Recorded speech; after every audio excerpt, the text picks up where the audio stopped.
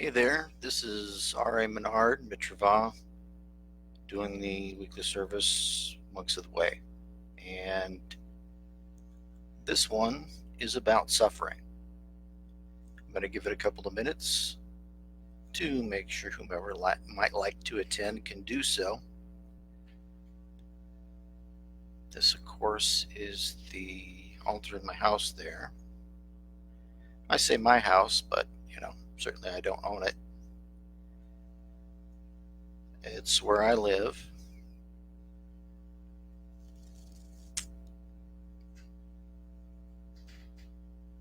And I was able to get a pretty good deal on that tapestry there. Anybody who thinks that looks pretty snazzy, I think it does.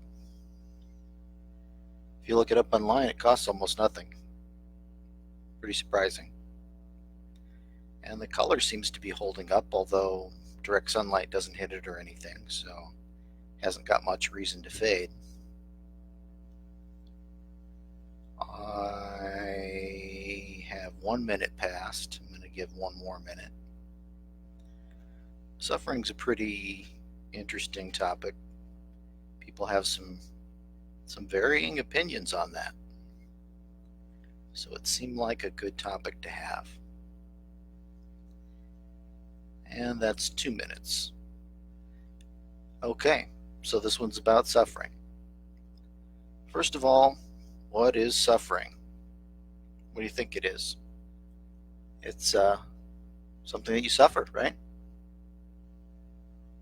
Let's go to the 4 truths. First one, life is suffering. Now you might find some people that want to interpret that not as suffering, even though the word they use for it is one of the most extreme suffering words there are in that language. They don't want to believe that. They want to believe it's less than suffering to be alive. But that is what he said. That is what it meant in that time, is suffering, and a very extreme form of suffering. What it meant before that was something that's wrong, akin to the wobbling of your wagon wheel, which you might not have a wagon that is in such poor state as the wagons they had back then, but anybody who had the slightest amount of wobble in the wheel, normally they would stop and fix it right away. Anybody who didn't was considered really foolish, because the slightest wobble could turn into the big wobble and your wheel falls off and your wagon flips over and kills you. Or you lose all of what you were carrying, you kill your horse. A lot can go on there. And that's your livelihood generally if you have a wagon. So, yeah. It could mean death, and it could mean the loss of your livelihood, or both. It was a thing that was very severe, a suffering that you needed to deal with instantly, something very, very wrong. So when Buddha says life is suffering, he's not over-exaggerating. I'm sure every single one of you has encountered things in life that are very disturbing, that you really want to do something about right away. And that's okay. And some of these things are acts of compassion that you would like to be involved in due to the suffering that you've experienced. And I'll talk about that a little bit later. But let's go back to the suffering. Right away, Buddha establishes things that we all experience. He says death, old age, sickness, loss of loved ones, things that definitely make us suffer. And why wouldn't they? I mean, if they didn't, we wouldn't even be human. We really wouldn't be what you would call human. We wouldn't care. If we didn't care, we really wouldn't want to be involved. That's what brings us to our involvement. It brings us to change. I have the working theory that humans actually need some form of suffering and struggle. that they need suffering and struggle in order to get better, in order to improve, in order to even not be so bored they don't want to live or be. I think they just really need it. I don't think trying to remove all suffering from life is even any kind of a goal. It doesn't make any sense. And let me tell you why. Because if there's no suffering, there's no compassion. There's no kindness. If it doesn't hurt you to see the puppy get run over in the road, then why do you care? You don't. You're not concerned. The little kid that's starving, do you care? Of course you do. You have to have some form of compassion. I assume you're not a monster, and that hurts you, so you want to do something about it, if you can. And that's another matter, but we can certainly talk about that a little later. So kindness, compassion, they are directly linked to suffering. Some of the most extreme suffering, and some suffering that you could just call dissatisfaction. We know that suffering has cause, certainly. You wanted something, you don't have it. You have something, you didn't want it.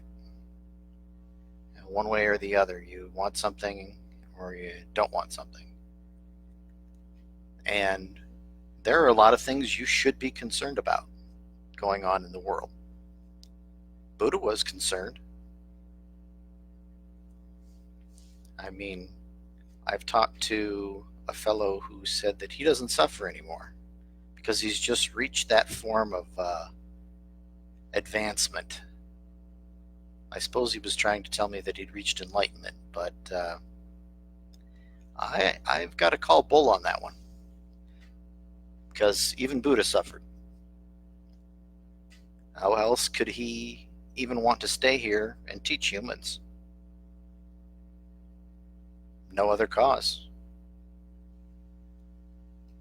He didn't want things that, rather, his opinions were such about things that even what we know about him today is a little bit altered from the person that he was.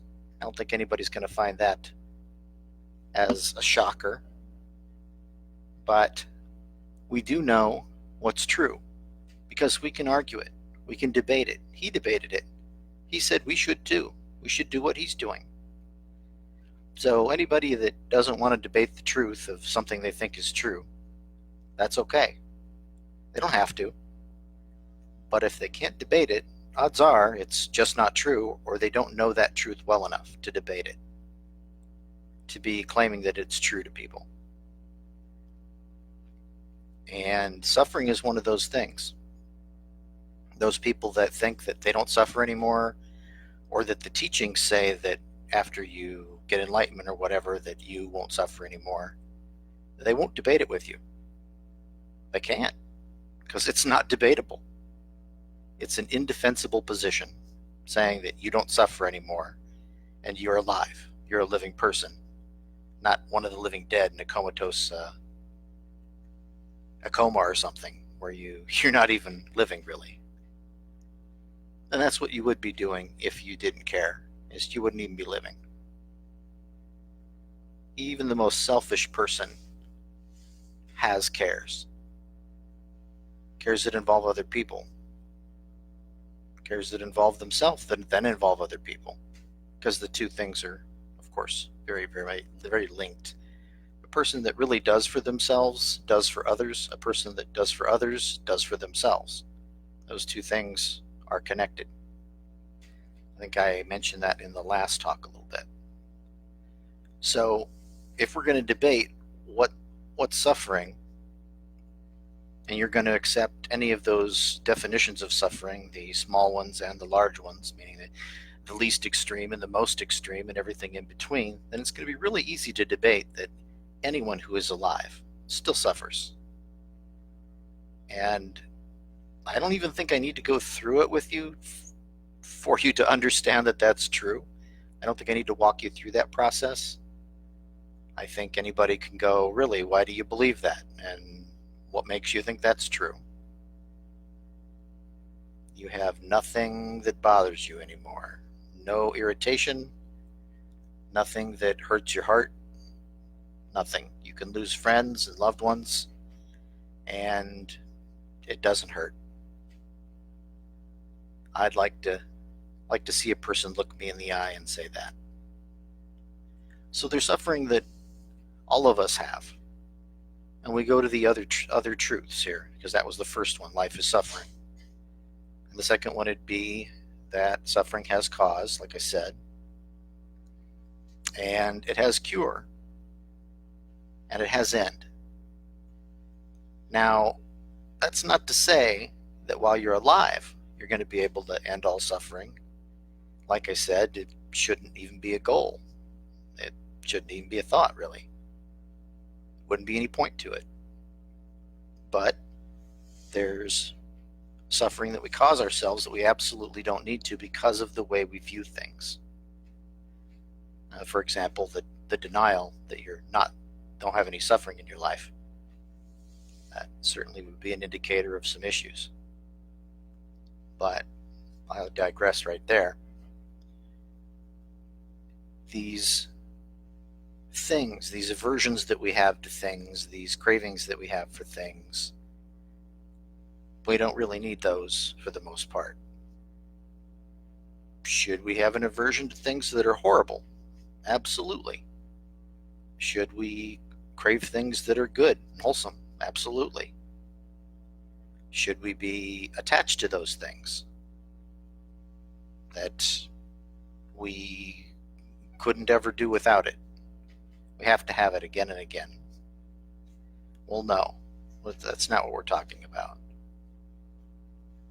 These cravings that can't be satisfied, these aversions that we can't do anything about.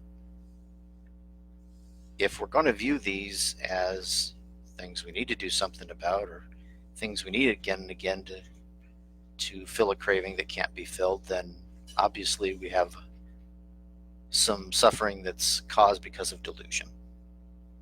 And we can work that out. Now, of course, when we die, we can also get rid of those other delusions that we held. We can get rid of all of them. We don't have to come back here. We don't have to eat the dirt sandwich. We don't have to suffer unnecessarily. We don't have to torture ourselves. We don't have to. And so, when we look at things like getting wealth, being healthy, having lots of friends, active social life, building yourself up in different ways, building your life up in different ways that are material like that or psychologically pleasing. We don't really need to have aversions and want things that we can't have as far as that goes, the suffering, the causes. We can apply the cures and get somewhat disinterested in these things that we crave that can't be fulfilled, like wealth. There's just nobody I've ever met has been happy because they had money. And no one I've ever met has really been unhappy because they don't have money. That's not to say that maybe they're hungry, maybe they need a place to stay. But I'm saying the wealth end of it. Having actual wealth. Everybody has needs. So we have to identify, because our views will change. And that's why we don't want to be attached to our views and be able to let them go and rebuild them on the spot, debate them, because we have to advance. So I might think that, for instance, eating meat's a great thing. It tastes great. It has protein in it. People have been eating it for thousands of years. Must be okay.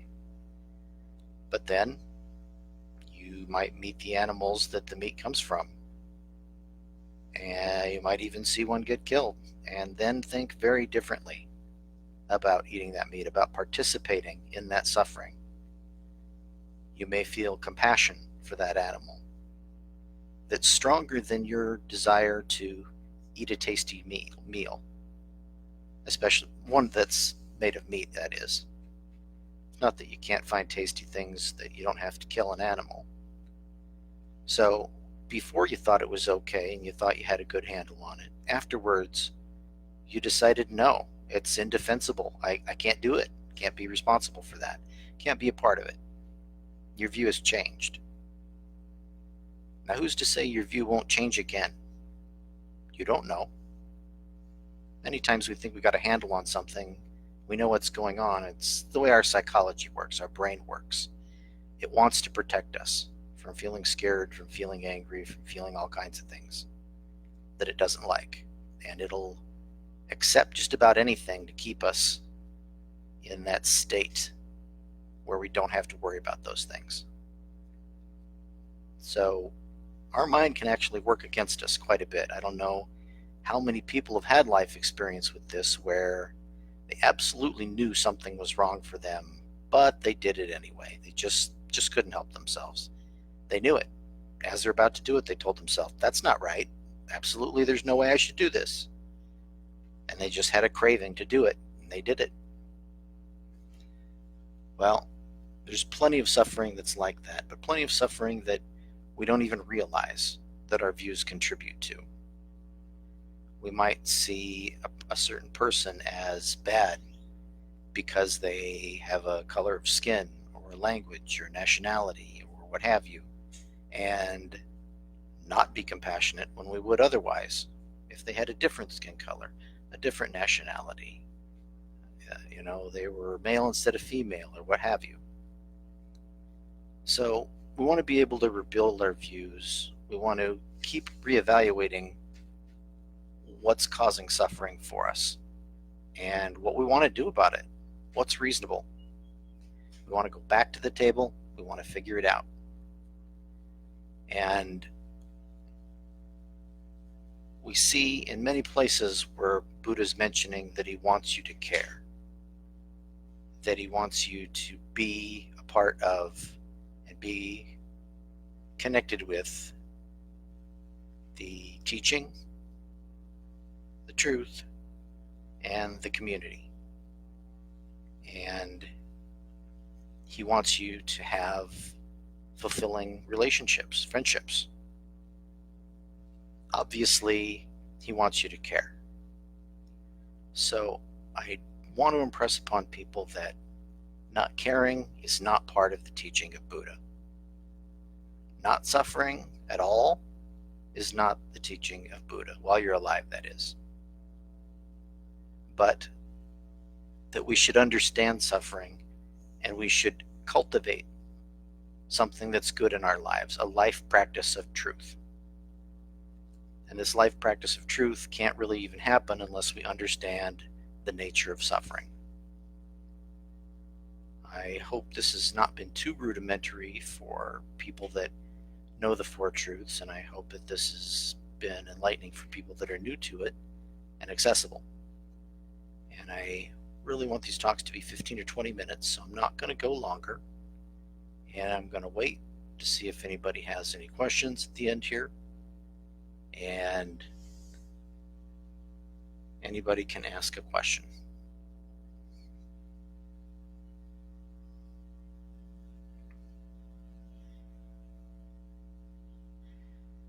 The candles, of course, are growing really well there. The flowers are a nice addition. You can see that the outside ambient light has gone away pretty much. And I don't know if you can see how the shadows form on the cloth.